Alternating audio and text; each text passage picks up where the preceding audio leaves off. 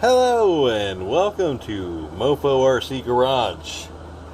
Today we have a whole bunch of stuff to go over. Mostly instructional, a bunch of new products, and how to use the new products, what they come with, what's expected, what you'll need to do, how to make them work. So to get started, we'll just kind of start with the truck I was showing here. This is the new Valkyrie C10 kit. It used to be a conversion kit, which came with some brackets, kind of like these. Came with a couple brackets. It also came with the bed and the block-off plate. Now here's the block-off plate right here. Here's a bed. Here's the bed plate. It came with the block-off plate, the bed plate, some bracket, a whole bunch of these little brackets like this, some other parts. To simplify everything for that kit, it has now turned into a chassis.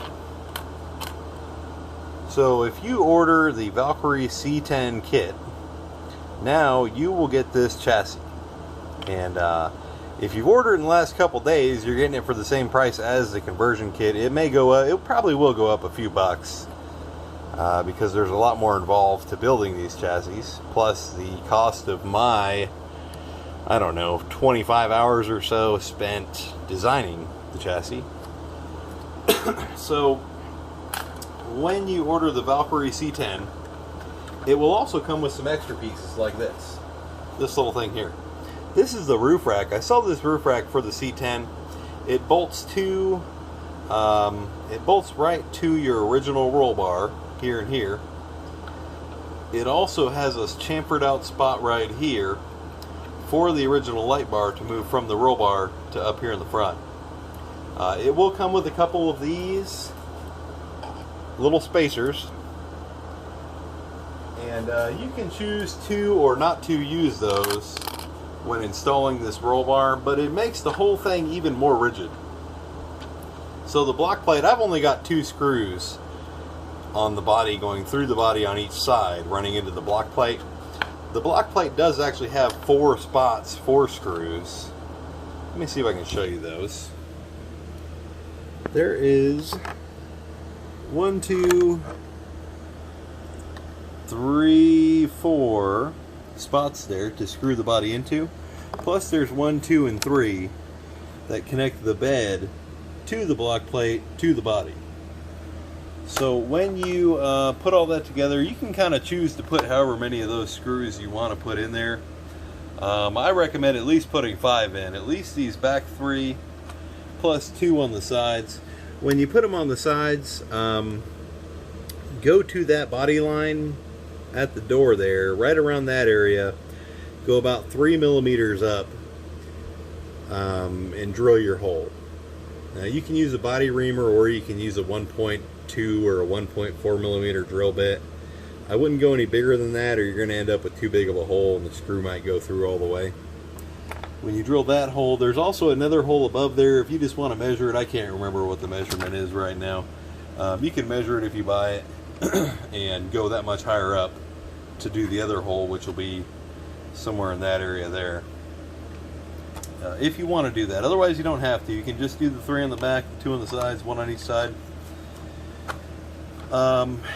When you put the body and everything on, you'll have to cut your body obviously to put the flatbed on. Now what I've done here is kind of like a Baja style cut. You can do this if you want.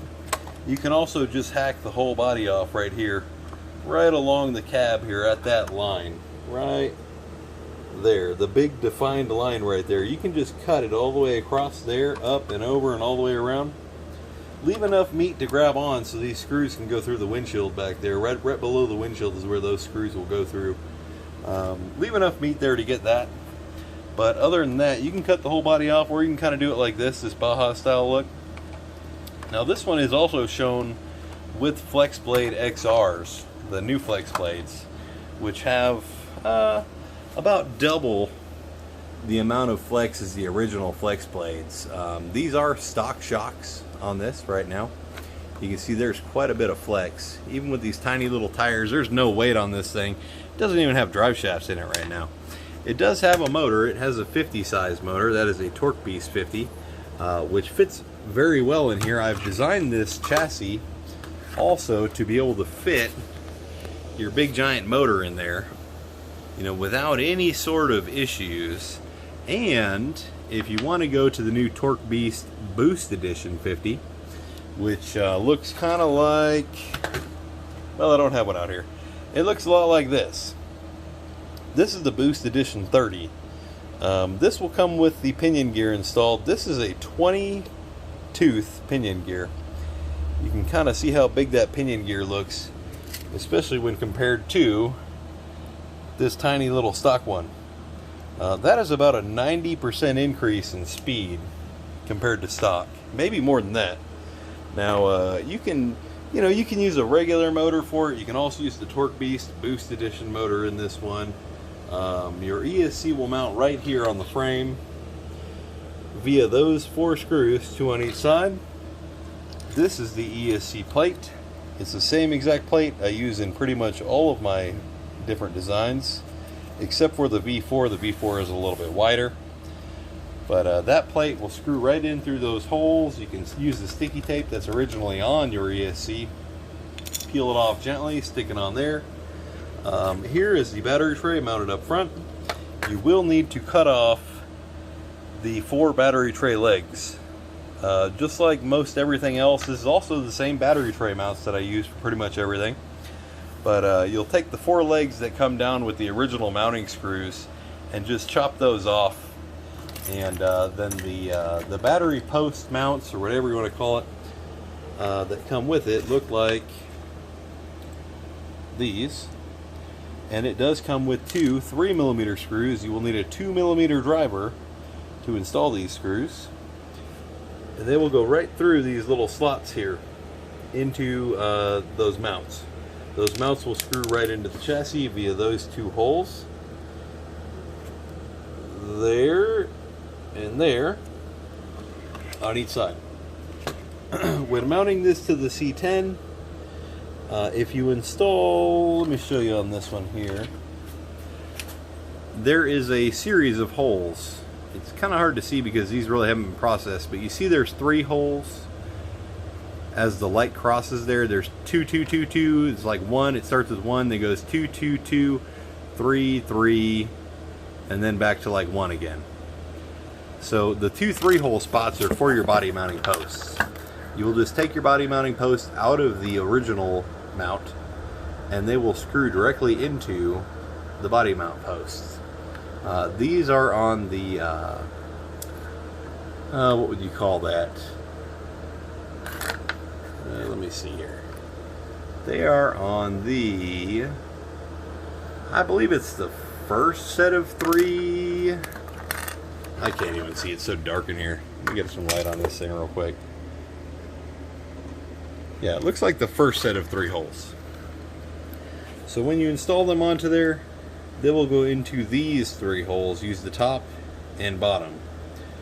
Screw right into your little shock post. Now these chassis come rough finish like this. That is a byproduct of the ironing process of the ABS plastic. So there's a very hot, like 500 or 600 degree Fahrenheit nozzle that rubs across it all over and over and over, and impregnates more plastic into the piece as it's doing it, which makes these very strong. They're strong, they're also flexible. It's not quite like PLA where, you know, if you bend PLA to a certain point it's going to snap. These things will bend, they will take it, they'll take the abuse in any direction you put them in, and they won't just snap like a carrot or a piece of glass or something will. As far as shocks go, you can kind of choose to mount the shocks wherever you want. You can also sand these chassis. If you do, I just recommend a regular old like Scotch-Brite pad like this. You rub it across them as many times as you want, make it nice and smooth looking. They look real pretty, or you can paint them, either way. Same thing with the bed or anything else here. bumper goes right where the bumper mounts are. It mounts perfectly. You can see the little stubs sticking out of there for the body mounts. They mount lined right up. You know, I haven't done anything to this other than just install it. You know, there's two longer screws back here. These will be 10 millimeter or 12 millimeter, 3 millimeter M3 screws, 10 or 12 millimeters long. Those go right into the bed to help it, you know, to have the whole hinging action here. Anything else? I think that's about it. These are some new links I've got. I've got aluminum links on the website now. This is actually just 3-linked, and you get that much flex out of just the 3-link aluminum links that I've got. You could do even more with the 4-link, and I may actually do a 4-link setup on the website with those aluminum links. Next, we have, let me finish destroying my garage here, the new motor mount for the Torque Beast Boost Edition motors. This new motor mount will probably have this little thing here chopped off, the little nub on the bottom. I found interference in some of them. I've just been chopping them off as I send them. The next batch will probably have that chopped off already. But you'll put the motor on just like you normally would install the motor. Only now, instead of just having a couple holes and having to try and line it up real easily, you know, real carefully, now you can slide this sucker back and forth. You can use anywhere from an 11T stock pinion all the way up to a 20T pinion. This one here is a 20T. The reason you can not use pretty much anything larger than a 20T is the screw head will actually hit the gear. So if you install your screws on this motor and run them down all the way, and this doesn't turn, you know, you get your mesh where you think it's perfect, you know, you got a little bit of tiny movement here after it's screwed in, but you try to turn it and nothing happens. You'll probably have to go back and just smush these screws in a little bit tighter to get them below the gear line. Being such a big gear, it's so big that it will actually hit the screws on the outside if you don't tighten them up all the way. So just, you know, use that as a kind of a notation when you're installing these things. You'll definitely you definitely want a good gear mesh. Now when I say good gear mesh, if you can't move this back and forth and feel a little click, that's no good. If it's so tight it doesn't do anything, it's way too tight, it's going to make noise, it's going to be hot, it's going to melt things.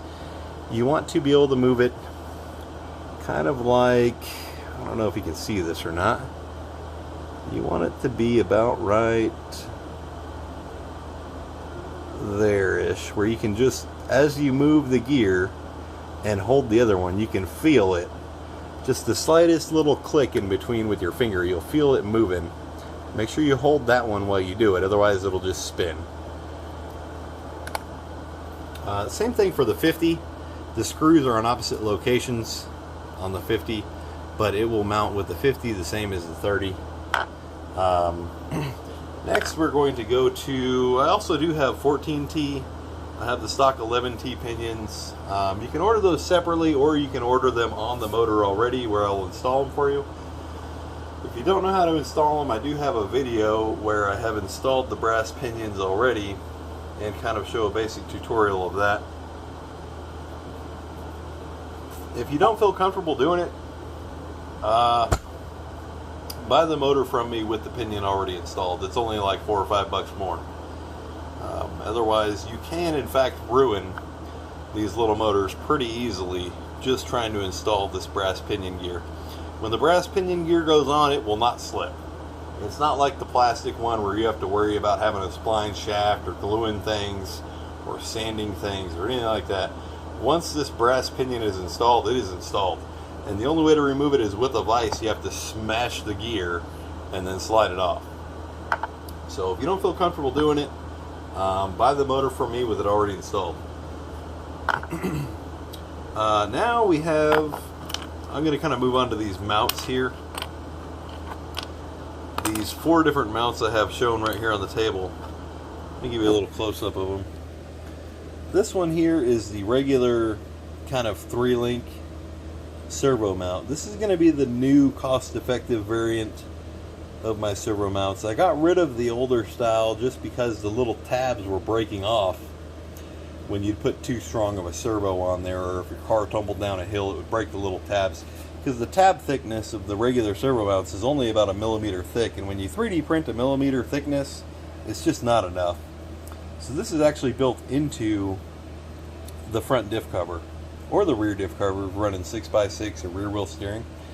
Now, these will look a little different when you get them too. This has kind of a broad, wide edge here. These are actually going to be either A, sanded off, or B, reprinted a little bit thinner for better clearance. So this is the Y-link or 3-link one, where you would put your stock upper link into that. This is the 4-link version, where you can run 2 separate links, one on each side going into it. This one here, let's go to this one first. This one here is the rear link riser. So this one actually lifts the location of your rear links just a little bit higher. You know, it's about 4 or 5 millimeters higher, which you know, if you've got your link positions here and here, as you're going uphill, they can tend to kind of wobble like that. When you mount that one higher, even if it wobbles, it's not going to move as much. You're going to have more stability when going up hills. The rear differential, the torque against the differential turning the wheels, is going to be less likely to twist the axle in this direction, like so. This looks kind of retarded right now. It's going to be less likely to twist the axle in this direction with the link riser on it. So that is the rear link riser. This one is this is the pass-through gear cover. All right, has a big hole in the middle of it. That is only really for 6, 8, 10, 12, however many rear or front wheel drives you want to have. This is the actual gear, the pass-through gear for a 6x6 or an 8x8 or wherever you want to do. This goes right through the top, just like your stock gear does, right through here. And with this cover, it will stick out the other end, like so. And then you can put another drive shaft on it and connect an extra axle behind this one to run 6-wheel drive. You could run this with one of these things on the back axle. You could run steering in the back axle. You know, I'll probably have another one with the hole in the middle here for steering if you want a center steering too. If you want to have center axle steering plus rear wheel steering. You know, if you want 6-wheel steering or 8-wheel or whatever the heck you're looking for, whatever kind of crazy stuff you're concocting, I'll probably make one of those too. It'll take me about 5 minutes. So if I don't have one already, when you're looking for one, if you are looking for one, shoot me a message and I will get one made. A couple important things to go over with these. This axle, when you take it apart, that original gear inside there is going to have a couple O-rings on it. And if you're not paying attention, you probably won't even see the O-rings. So this is going to be a very similar to the front axle, alright, installation. This one's just going to be the rear wheel one. I'm just going to use one axle just for the ease of showing you something that's the same either way. I don't know, whatever. Anyways, this is a rear axle. Pretend it's a front if we do a front installation on the other one. Here's your little pins. Don't lose those pins. If you do lose them, I do have more. Now, when you get your axle kind of down to this, just an axle, you got bearings, shafts, things like that, you're going to take all these screws out, and don't use a drill when taking stuff out or installing things, because you're likely going to ruin it. I am a trained professional. I have a degree in RC car technology. through the University of Horizon Tower, Traxa. I'm not going to say any of their actual names here. Obies. We'll say Obies instead of hobbies for things. So as you remove all this stuff, you're going to kind of get it down to base. Now, you know what? You don't even have to take those off. I'm not going to take those off. All right, here we go. You got your axle. It's opened up. I don't even know why I took off these other things and the hexes and all that. You don't have to do any of that. So here's your axle. Here's the gear in the middle here. You see it spins when I turn this shaft out here on the outside. So this is what you call a worm gear, or a worm gear drive. This turns, and as it turns, it rotates a big screw. And the big screw turns this brass or bronze or whatever that is thing here, which gives a massive gear reduction, which is why these things are so slow. You get, I don't even know what it is. I've never actually spun one and counted it. It's probably at least 10 or 15 to 1 gear ratio. You know, most RC cars are like 3.5 to 1 or 4 to 1. This is probably 10 to 1 or something like that, maybe more. So when you get this out, you've got your bearing in there. You can use the shaft to get that bearing out. Just kind of put it in there and pull, like so. Pull at an angle that way. It'll pop right out of there. So now you've got two bearings, and you've got your original little shaft here. This is pass-through instructions right now for the 6x6 stuff. We'll go on to the other ones here in just a second. There's O-rings on here. You can choose to use those or not use them. It really won't matter too much in the pass-through, because the pass-through isn't going to be able to move very much when you get it all installed. On the regular differentials, without using the pass-through, you might need to remove one or both of these O-rings off the stock gear. You might need to take one or both of them off. There's a tiny O-ring right here. I don't know if you can see it or not. On each side, there's a tiny little clear colored O-ring. You might need to pull one or both of them off when you install either of these link risers or servo mounts. These are really tight tolerances built onto these. You know what? Let's go into this first. We'll do the pass-through in a second. When you jam that bearing in there like I just did, I don't know if you heard it click in there or not. This will slide in there like so. You can put your other bearing back in here if you want. You know, you obviously will want it. Put your other bearing here back on, like so. And you just jam it into the axle. Pretend this is a steering axle. Kind of cram it off in there. You might have to spin it a little bit. You might even have to take, oh, you know what? Damn it. Let me pull that off first. Here we go. Now it'll fit, probably. Alright, that's going to kind of slide in there. It's going to turn and rotate the axle as it goes in. Boom, now we got it on. It does come with 6 10mm stainless steel screws to replace in here. The old screws won't cut it. The old 8mm screws aren't long enough. The two top black 8mm screws would be long enough, but the other two are not long enough. So just use the stainless steel screws that will come with it. Now when you tighten all these screws down, just like I showed you here, with those O-rings still on, if you put, before you install it, put your drive shaft on here, like so, and turn it. Once you've got the screws in, turn it. If it feels really tight, like there should be almost no resistance on here, okay? If you put it all in and screw it on and it feels like it's tight, like there's some resistance, like you're turning something, you feel like you're turning something in there, and you know, maybe it feels heavy or resistant, or it does not want to turn very smoothly, take this back off, take that rear O-ring off, put it back on, try it again. And if it feels good now and loose and not super tight, great, you're done. If not, pull the drive shaft off, pull this back off, pull that back out, take that other O-ring off, put it back together. When you put it on, then it will definitely feel loose, and if it doesn't, just jam it all together anyways and use it, and it'll probably burn itself in after a few minutes. it'll probably heat up and loosen up, and everything will be fine.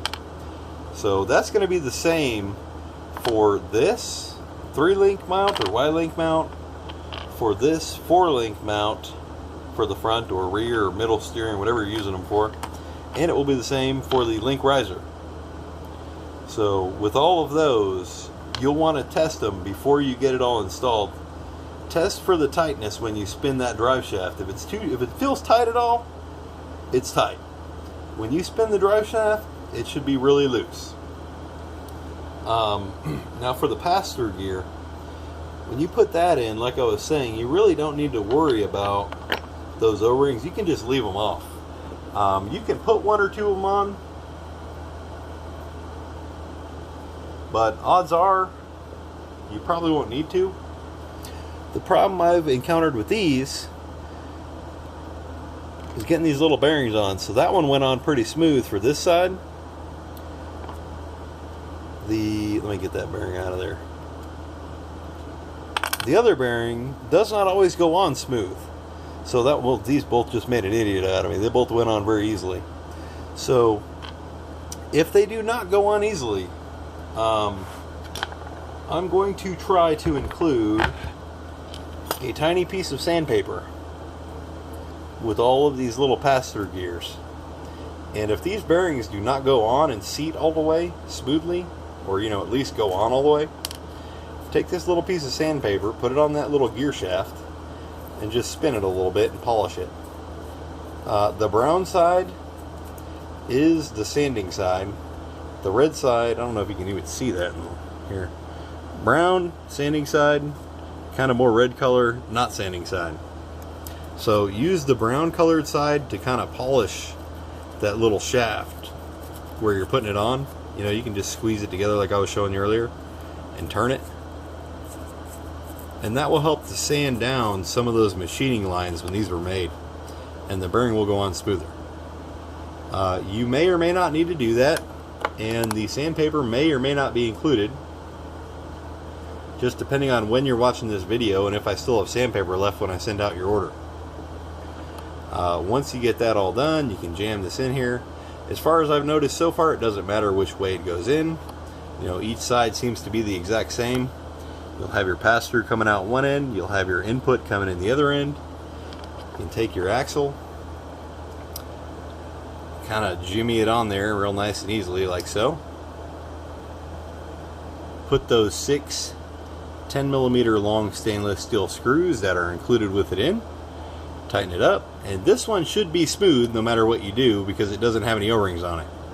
Now if it is too smooth, if you feel like you get it all installed and this sucker is moving back and forth like like this one is right here, you see how it's moving back and forth like that, it won't really matter on these because you're going to have a drive shaft on this end and a drive shaft on this end, and there's nowhere for it to go. But what you can do is you can take those little O-rings off of your original one and install them onto the pass-through shaft before installing it. Then you will just cram just like your original rig. You cram a drive shaft on each end, stick a screw through each end, and now you have a axle with the drive shaft going through both ends. So you can make a 6x6 or an 8x8 or I don't know, an 18-wheeler or a 50-wheeler or however many stinking wheels you want to stick on this thing, however deep your wallet is. Same thing for the other side. You put your drive shaft on there like so, screw them on, good to go. Oh, what else do I got out here? I think that's about it. Thank you guys for watching. Valkyrie chassis now. This will also be, very shortly, this will also be the new Team 24 chassis that I recently took off the website. This is going to be the new design of the Team 24 chassis, minus these legs sticking out here. There will be a 6x6 version of this chassis for the Valkyrie, that has the legs up, but it is also going to have the rear shock towers and lower little blink mounts and all that stuff. When I get around to finally having time to do it, there will be a 6x6 chassis for this. This will also be the Team 24 chassis again, with bumper mounts instead of Valkyrie mounts. This does not have a rear bumper mount because this thing would look retarded with a rear bumper on it. So you don't need a rear bumper on this one. It doesn't come with a rear bumper mount. Don't buy a rear bumper for this. It does have front bumper mounts. The Team 24 will have a rear bumper mount. The 6x6 Valkyrie and other chassis may or may not have a bumper mount. Probably not, because it's so long and weird. It's just, I don't know. It'd be weird to even find something to fit that has a bumper on there. We'll see what happens. Appreciate you watching. If I think of anything else, I'll put up a new video. I can't think of anything else at the moment. Thank you, and have a good